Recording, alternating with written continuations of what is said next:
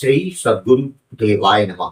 भाई बहनों, नाम जप केवल शब्दों का उच्चारण नहीं है, बल्कि यह आत्मा की गहराइयों में उतरने वाली एक दिव्य साधना है।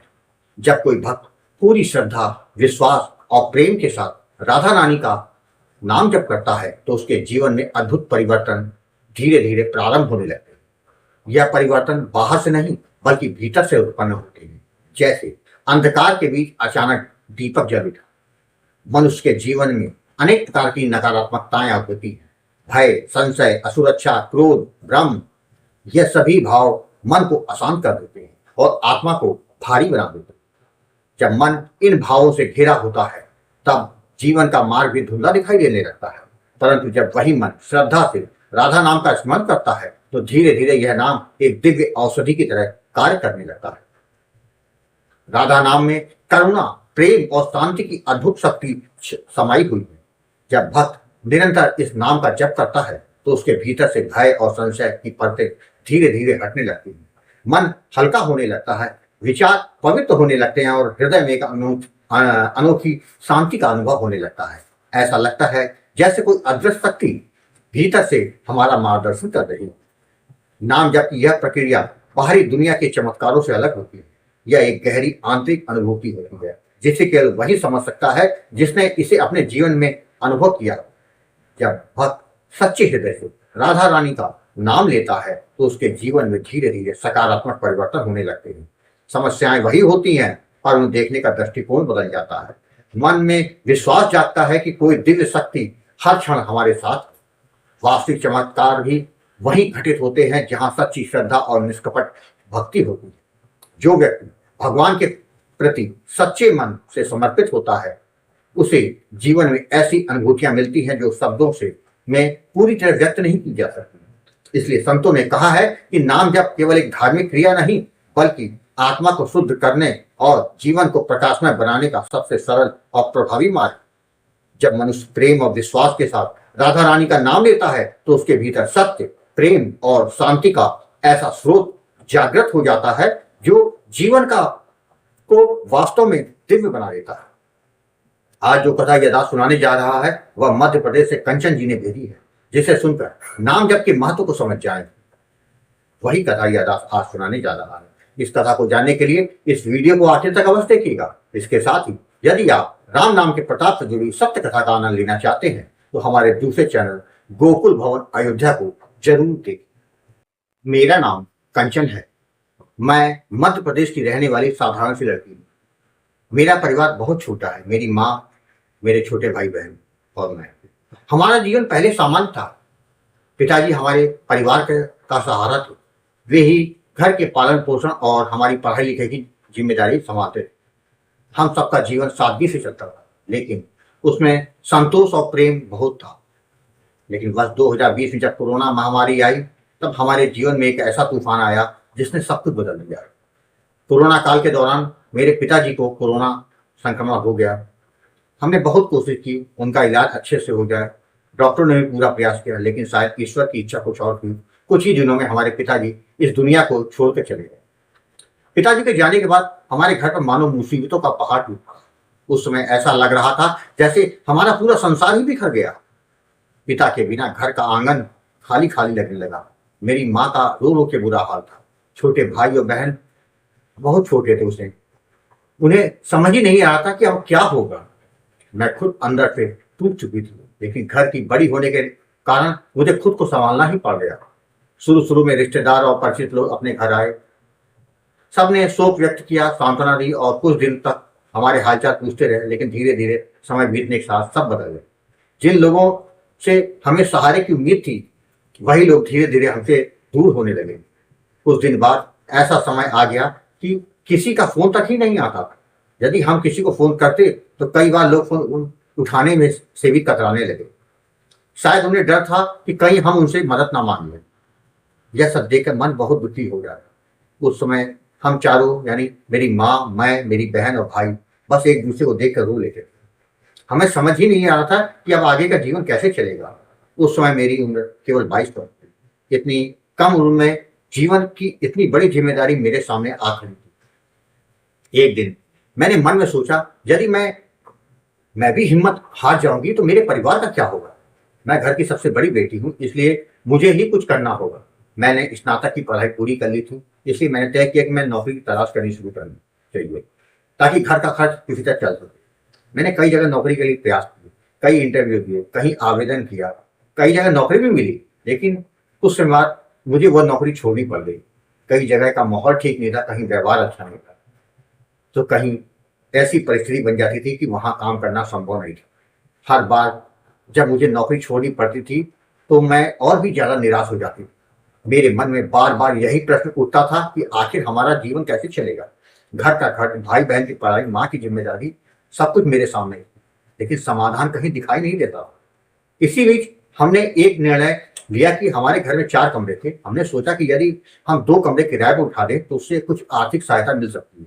इसलिए हमने अपने घर के 2 कमरे किराए पर उठा दिए और हम चारों लोग बाकी 2 कमरों में रहने लगे। साथ ही मैंने बच्चों का ट्यूशन पढ़ाना शुरू कर दिया। धीरे धीरे कुछ बच्चे आने लगे, उससे थोड़ी बहुत आय होने लगी, जिससे घर का खर्च किसी तरह चलने लगा। हालांकि यह आय बहुत ज्यादा नहीं थी, लेकिन फिर भी इससे हमें थोड़ी राहत मिल जाती थी। समय ऐसे बीत रहा था। नवंबर 2024 में हमारे घर के किराए वाले कमरों में एक परिवार रहने आया। वो बहुत ही सरल और सज्जन स्वभाव के थे। उनका व्यवहार हमारे प्रति बहुत अच्छा था। धीरे धीरे उनसे हमारी बातचीत होने लगी। एक दिन बातचीत के दौरान उन्होंने हमारे परिवार की पूरी स्थिति के बारे में जाना। जब उन्हें पता चला कि हमारे पिताजी का देहांत हो चुका है और हम लोग कठिन परिस्थितियों में जीवन जी रहे हैं, तो उनकी पत्नी ने मुझसे कहा, आप एक बार गुरु जी से बात करके देखिए, शायद आपका कल्याण हो जाए। मैंने उनसे पूछा कि गुरु जी कौन है। तब उन्होंने मुझे अच्युत प्रभात चैनल पर कुछ वीडियो दिखाए। उन वीडियो में कई लोगों के अनुभव थे, जिनमें वे बता रहे थे कि राधा नाम के जप से उनके जीवन में किस प्रकार परिवर्तन आया। मैंने वो वीडियो ध्यान से देखे। उन्हें देखकर मेरे मन में एक नई आशा जागी। मुझे लगा कि शायद भगवान का नाम ही ऐसा सहारा है जो हमें इस कठिन समय से निकाल सकता है। इसके बाद दिसंबर 2024 में मैंने पहली बार गुरु जी आपसे फोन पर बात की। मैंने अपने जीवन की सारी स्थिति, सारी परिस्थितियां और अपना दुख आपको बताया। गुरु जी, आपने मेरी बात बहुत धैर्य से सुनी। फिर आपने बहुत प्रेम से कहा, तुम राधा नाम का जाप करो। राधा रानी बहुत कृपालु है। यदि सच्चे भाव और विश्वास के साथ तुम उनका नाम लोगी तो तुम्हारा कल्याण अवश्य हो जाएगा, तुम्हारी किस्मत बदल सकती है। इसके बाद गुरु जी आपने मुझे राधा नाम का दान दिया। आपने मुझे जप करने की विधि और उससे जुड़ी सभी सावधानी के बारे में विस्तार से समझाया। नाम दान मिलने के बाद मैंने उसी दिन से राधा नाम का जप करना शुरू कर दिया। शुरुआत में थोड़ा संकोच और संदेह भी था, लेकिन जैसे जैसे दिन बीतने लगे मेरे मन में विश्वास बढ़ने लगा। मैं हर महीने गुरु जी आपसे फोन पर बात करती और आपसे मार्गदर्शन लेती गया। आपके शब्दों से मुझे हमेशा हिम्मत मिलती। धीरे धीरे मेरे मन का डर और चिंता कम होने लगी। फिर अप्रैल 2025 में एक दिन मेरे एक मित्र ने मुझे एक कंपनी में नौकरी के लिए आवेदन करने को कहा। उस समय तक मैं कॉमर्स से पोस्ट ग्रेजुएशन भी पूरा कर लिया था। मैंने उस कंपनी में आवेदन कर दिया, लेकिन मुझे ये पता चला कि उस नौकरी के लिए बहुत से लोगों ने आवेदन किया। तब मेरे मन में यह विचार आया, जब इतने लोग आवेदन कर रहे हैं तो मेरी नौकरी लगना तो असंभव है। मैंने इसी बारे में गुरुजी आपसे बात की।